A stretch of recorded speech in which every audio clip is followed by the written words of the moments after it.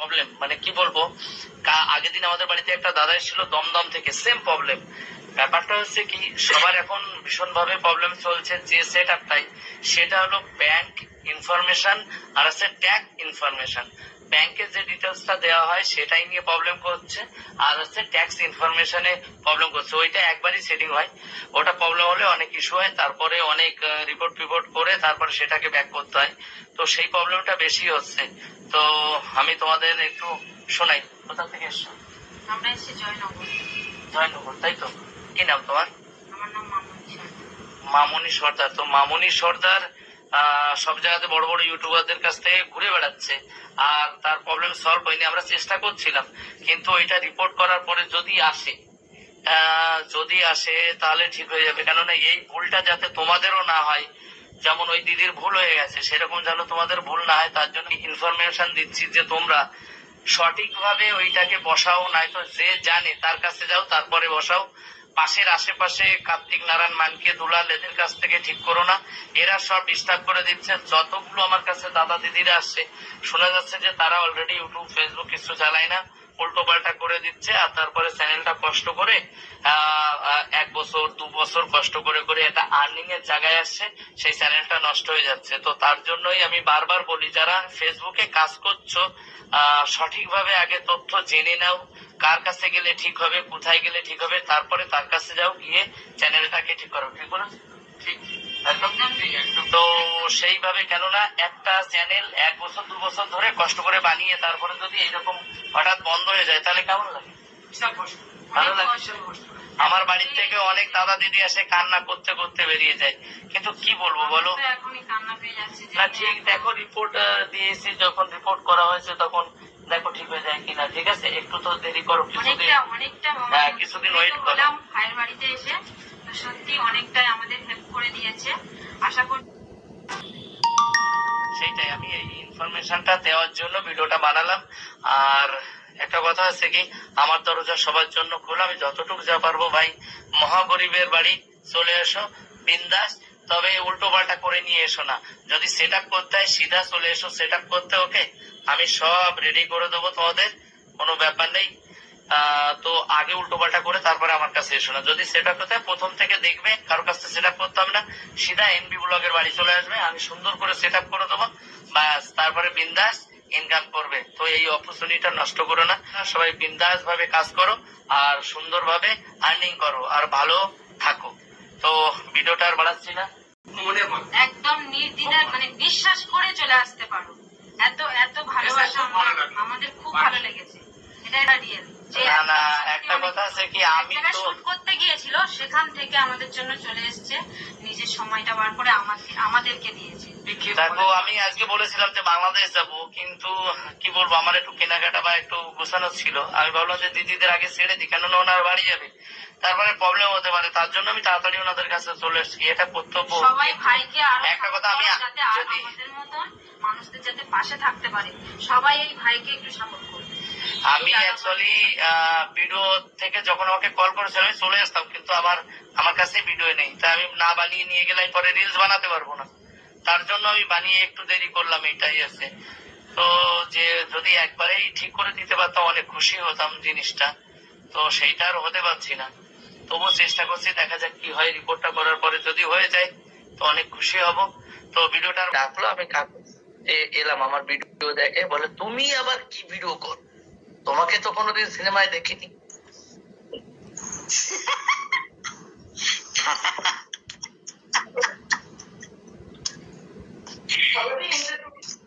তারপরে আমাকে বলছে যে তুমি আবার কি ভিডিও করো, তোমাকে তো আমি সিনেমায় দেখিনি। আমি বলছি কাকাবাবু, আমি তো অ্যাকচুয়ালি সিনেমা পর্দাতে কাজ করি না, আমি রিয়েল সিনেমায় কাজ করি। আমার জীবন যুদ্ধে যেভাবে আমি যুদ্ধ করছি এইটাই করে যাচ্ছি। আগে বউ নিয়ে করেছিলাম, এখন মা নিয়ে করছি। তো বলছি নাটকীয় কথাবার্তা তো ভালোই বলতে পারো, তাই বলছে। আমি বলছি না না, আমি বলছি কি আপনি কখনো স্টেজ করেছেন?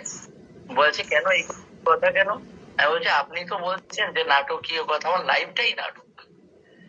তো বলছে বসো বসো, একটু কথা শুনি, দেখি কি ব্যাপার তোমার, তুমি কি করো আগে দেখাও।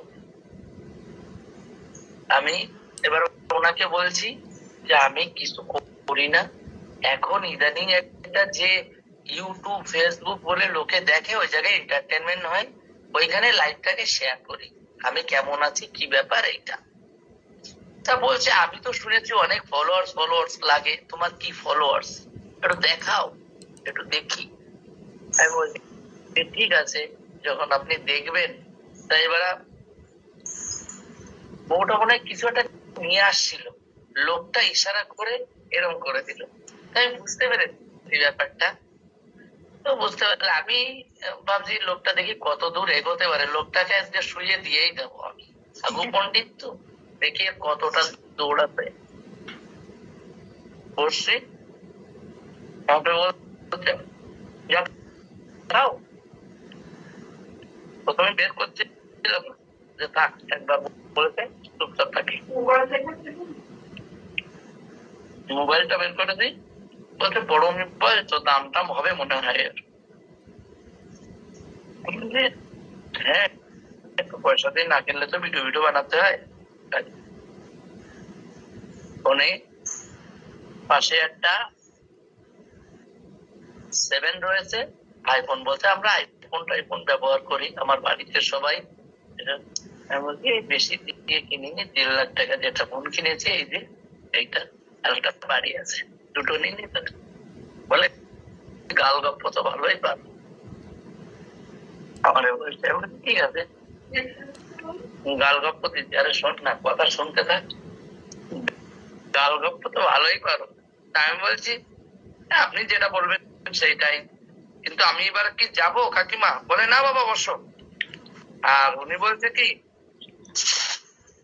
কি কথা বলতে ভয় পেয়ে গেলে নাকি, আমাকে বলছে। আমি বললাম না না, আমার ভয় পাওয়ার আর কি আছে, আমি তো আপনার বাড়িতে এসছি, বসছি, কথা বলছি, ভালো, ভয় পাওয়ার কি আছে। এবার ভাবছিলাম কি ভিতরে কথাটা একটু বলি, তার বললাম না, যে ভিতরে তো যখন আসে দেখেছি কাকিমা কিছু একটা নিয়ে আসছে, উনি ইশারা করে ঢুকিয়ে দিয়েছে। এবার এবার কি হয়েছে, ওর মেয়েটা এসছে কোথা থেকে পড়ে এসে আমাকে দেখেই আস্তে আস্তে, ওর বাবার ভয়ে আসতে পারছে না, কিন্তু ঘুরে ঘুরে ঘুরে ঘুরে ঠিক আমার ধারে এসে বলছে, ভয় ভয় বলছে দাদা ভালো আছো। ওর বাবাও অবাক হয়ে গেছে আমার এই কথা শুনে। ওর বাবা বলছে বলে একে ওয়ার্ল্ডের সব চেনে, যারা ইউটিউব ফেসবুক দেখে সবাই চেনে একে। হ্যালো ভাই, কেমন ও যদি ভালো দিদি গো, ভালো। কালকে তো অনেক কষ্ট করে উঠতে পারিনি। হ্যাঁ উঠেছে, এইবার কি করলাম আমি, তারপর উনি বলার সাথে সাথে সাগু পন্ডিত একটু নরম হলো, যে মেয়ে আমার চেনে, কিছু তো একটা আছে, বলছিল না দেখাও। এইবার মোবাইলটা খুললাম, খুলে চ্যানেলটাকে যখন আমি দেখালাম, কত লোক আর তোমারে দেখে, 4-5 জন হবে মনে হয় দেখে। উনি আমাকে এই কথা বলতে, আমি বলছি হ্যাঁ 4-5 জন ছাড়া কি দেখবে, আপনি দেখুন। ওর মেয়ে বারবার বলছে বাবা নাম করা ইউটিউবার এলাকার, উনি বলছে দেখি, মোবাইল খুলে সেই 4.5 লাখ দেখেছে, সেই ওর বউরে ডাকছে, কি গো জল নিয়ে আসো এক গিলাস।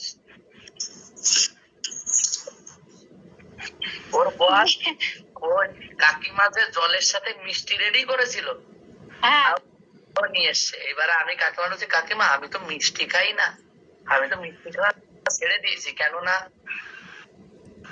আমি সবাইকে মানা করি যে আমার বাড়িতে যারা আসো তারা মিষ্টি নিয়ে এসো না, তারপরেও তারা যা মিষ্টি নিয়ে আসে আমার ফ্রিজ ভরা থাকে, তাই খেতে খেতে আমি শেষ। তা আমি নিজে আর কিনা লাগে না আমার, তো আমি আর মিষ্টি টিষ্টি খাবো না। তো কাকিমা বলছে আমাকে বাবা তুমিও দেখতে পেরেছো, আমিও যা করছিলাম আমি বুঝতে পেরেছি যে তুমি হয়তো খারাপ ভাবছো। মানে কাকিমার চোখে চোখ পড়ে গেছে, আর উনি ইশারা করছে এরকম নিয়ে যাও।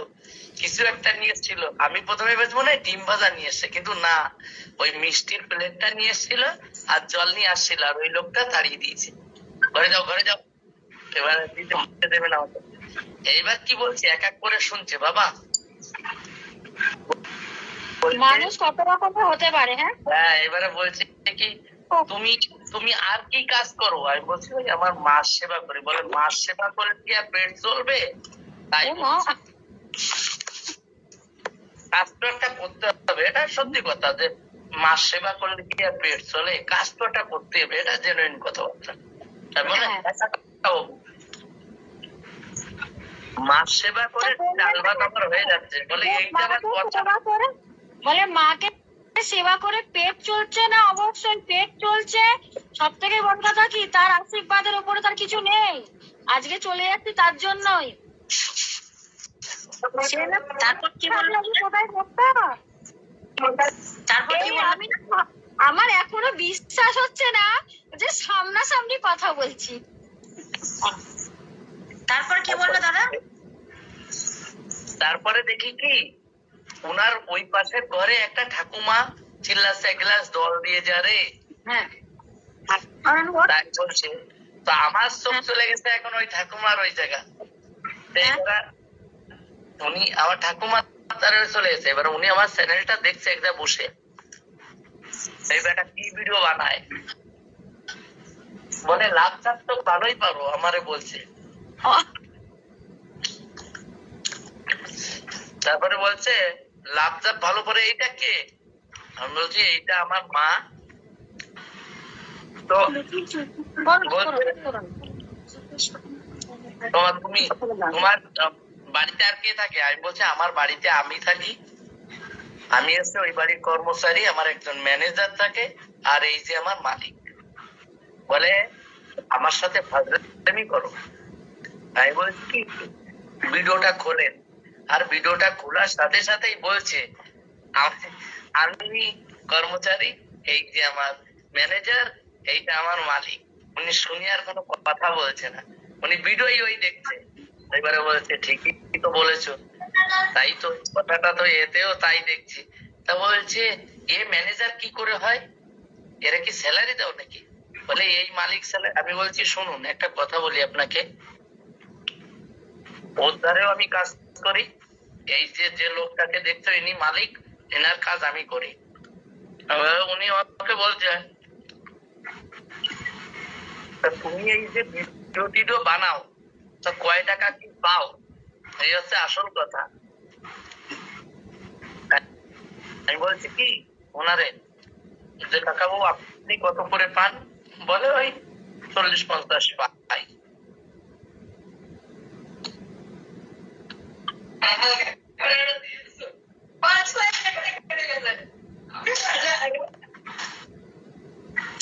আচ্ছা ভাই, আমি না নতুন একটা ফেসবুকে নিয়ে খুলেছি, তুমি একটুখানি দেখো না। ইউটিউবের চ্যানেলও খুলেছি, আমি তো কিছু জানি না অত বিষয়। আমি তোমাদের আগে ভিডিও দেখতাম আগা করে, যখন বোন বেঁচে থাকাকালীন, তখন থেকে তোমার আমি ভিডিও দেখি। আমার প্রতিটা ভিডিও তোমার দেখতাম ইউটিউবে, আর এই ফেসবুকে তো এখন হালে করে আমি অতটা ইয়ে করি না। তুমি একটু দেখো না ভাই, কি করে কি, মানে কেন কোনো ভিউ হচ্ছে না জানো তো, আর কি করে কি করবো একটুখানি একটু বলে দিও না ভাই আমার। মানে কি করে যোগাযোগ করবো তোমার সঙ্গে? তোমার বাড়ি কোথায় ভাই? আমার চাঁদপাড়াতে বাড়ি, চাঁদপাড়া স্টেশনে এসে বলবে সাহেব বাগান যাবো, সাহেব বাগান এগিয়ে চলো, সঙ্গের পাশে আমার বাড়ি, ভাঙাচোর একটা বাড়ি, এখানে সব থেকে মহাগরিব আমি, ব্যাস। তো আচ্ছা, আমি তোমাকে ইয়েতে মেসেঞ্জারে মেসেজ পাঠিয়েছিলাম, তো মেসেজ কি লক করা আছে? যাচ্ছে না, দেখে না। ও আচ্ছা আচ্ছা, ওইটা দিয়েই খাচ্ছি, বোম খাচ্ছি। তো এইবার আমাকে ওই কথা বলছে, বলছে কি যে আমি তো এই পাই, তা তুমি কত কি পাও বাবা? আমারে বলছে এখন। তা আমি বলছি কাকা বাবু আমি ওই আপনার 3 মাসে যা হয় ওই 1 মাসের কাছে আসে আমার কাছে, এরকমই। তা বলছে বাবা একটু সরে বসো। তো এবার ও দাদা শুনে, হ্যাঁ ও দাদা কোথা থেকে গামছা পরে, ওই লোকটা দাদা, হ্যাঁ হ্যাঁ কি কি কি বললে বাবা, কি বলছে কত কথা শুনতে। আমি বলছি কি, শুনুন একটা কথা বলি, আপনারা অনেক জ্ঞানী ব্যক্তি কিন্তু আপনাদের ভিতরে না কিছু নেই। মা কালী বলছি, আপনার বাড়িতে এসেছি, আপনি একটা স্কুল মাস্টার, মানে আর না বলে পারলাম না। আপনার বাড়িতে আপনি কি করলেন, ইশারা করে বউকে বললেন যে রসগোল্লা রেখে দিয়ে আসতে। কাকিমা বললো বাবা এইভাবে বলো না। আমি বলছি আমি থেমে যাই, কিন্তু একটা কথা কি জানেন তো, আপনি কি করেছেন, কি গুছিয়েছেন, কি খেয়েছেন, কি কামিয়েছেন জানি না। তবে আপনাকে কিন্তু কেউ ভালোবাসে না, এইটা জেনে রাখবেন, ঠিক আছে?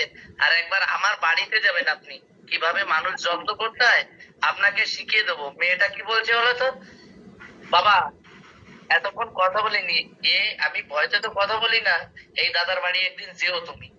বলছে তাই বলেও বাবা রাগ করো না। উনি বলছে বাবা রাগ করো না, রাগ করো না, বসো বসো, জলটা তো খেয়ে যাও। আমি যে জল খাওয়ার জায়গা নেই আমার।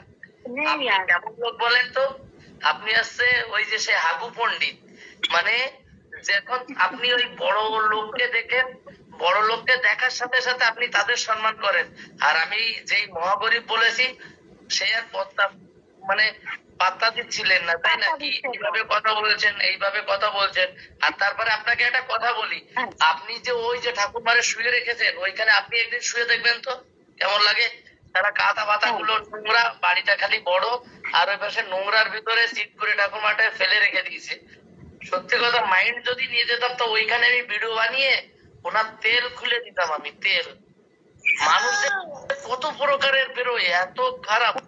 আমি লোকটার ব্যাপারে, তুমি স্কুল মাস্টার, আমি সবসময় সম্মান করি, কিন্তু একটা জিনিস আছে, তোমার ব্যবহারটা তো সুন্দর হওয়া চাই। তোর বাড়িতে তো আমি খেতে যাইনি রে বাবা, ভালোভাবে একটা কথা বলতে পারি, সেই প্রথমের থেকে ঘৃণা করছিস, সে কেমন একটা অ্যাটিটিউড নিচ্ছে। না না, সব থেকে বড় কথা ভাই, আজকে আমি যত লাখ টাকাই কামিয়ে নিই, জীবনে তো সব রেখে যাবো এখানে, ব্যবহারটাই তো না নিয়ে যাবো উপরে, কিছুই থাকবে না। এই মাস্টার গুলো না, যাই হোক আমরা এদের সম্মান করি, কিন্তু এরা অনেক নিজেকে অনেক বড় ভাবে। আর এই সব গুলোকে, এই যে আমরা এইসব কন্টেন্ট ক্রিয়েটার, এটা ছোটখাটো, ঠিক আছে, এইগুলোকে এরা ফালতু মনে করে। সেই জন্য এই না না না না না, এরা নিজেদের অনেক বড় ভাবে, ঠিক আছে, কিন্তু নিজেদের বড় ভাবে, আমাদের ছোট ভাবে, মানুষকে মানুষ বলে প্রয়োজন মনে করে না। মেন কথা এটা, এরা ভাবে আমরা স্কুল টিচার, আমাদের আগে কেউ নেই, এটা ভাবে। এরা যেভাবে ব্যাপারটা মানুষের সাথে করলো, এরা স্কুলে বাচ্চাদের সাথে কি ব্যবহার করে, কে কি করে বলবো বলো? এদের কাছ থেকেই তো আমাদের নিউ মানে জেনারেশন তৈরি, তাই না? তো আমাদের এই জেনারেশনটা কি হবে? এইভাবে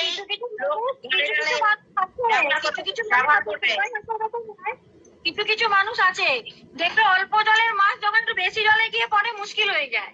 তো ওরা ওই সরকারি চাকরি করে বলে নিজেকে মনে করছে আমি বিরাট একটা ব্যাপার, আর আমরা ভিডিও করি বলে তখন বললো দাদা ইনডাইরেক্টলি 40 যখন বললো, বুঝে যাও তুমি, তো প্রাইমারি ছাড়া কোনো টিচার না, বুঝেছো? প্রাইমারি হবে, সে প্রাইমারি হোক আর যাই হোক, শিক্ষা, আমরা শিক্ষককে খুব আমরা একটা মর্যাদা দিই, কিন্তু ওনারা মর্যাদা দেয় না। অবশ্যই কি বললাম, আমার মাথার আমি সবসময় যতটুকু শিক্ষা পেয়েছি বাবা মার থেকে,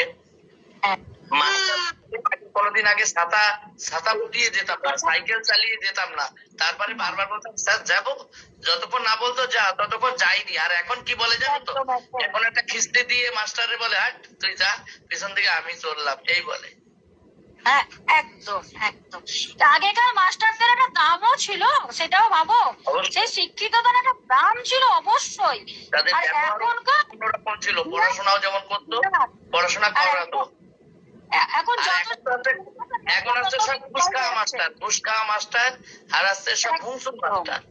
একদম ভালো একদম। পয়সা এখন শুধু পয়সাটা চিনে গেছে, পয়সাটা, আন্তরিকতা বলে তো কিছু নেই, শুধু পয়সা। না না, আমাদের বাড়িতে মাস্টারের, আমাদের বাড়িতে মাস্টারের বংশ, বাপের বাড়িতে, বুঝেছো? তো এরকমই আমার সাথে এরকমই ব্যবহার হয়, সেই জন্য বললাম যে কিছুই মনে করে না, ফালতু মনে করে যে এগুলো যেন ফালতু, এটা মনে করে। সেই জন্য বললাম কথাটা, সেই জন্য মন দিয়ে শুনতাম যে দাদা কি ব্যবহার হতে পারে আর কি ব্যবহার হচ্ছে, কিভাবে ব্যবহার করলো, সেটা এই জন্য মন দিয়ে ভালোভাবে শুনলাম। না, আমার হাসিতে